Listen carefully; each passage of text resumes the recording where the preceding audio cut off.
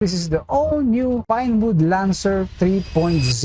Sa kanyang framing naka-aluminum alloy 6061 na naka-internal cable routing na and with the smooth welding with carbon putty. And from its down tube, kitang-kita nyo naman. Marami siyang parang mga mount sa down tube, sa seat tube at sa top tube. Meron din talagang isama na rin natin yung kanyang star clearance. Sa kanyang fork, ayun aluminum alloy din at madaming tawag dun, mga lagayan ng kung ano sa mga bike package, alam yan. Hindi kasi ako mahilig sa mga ganong star clearance din ng fork. Pakita ko na rin sa inyo. So mamaya, iyan na natin yung size ng tires para ma-estimate nyo kung baka pwede pang maglagay ng wider tires sa fork at sa frame. Sa kanyang cockpit ay naka-STI siya. So, pag-usapan na natin yung STI niya. Naka-Sora siya kasi naka-Shimano naman siya. So, pwede mo siyang tawagin STI. Naka-Nico stem, seat post na Pinewood. Yung kanyang saddle din, naka-Pinewood din. Sa kanyang drivetrain, naka-Pro Wheel RP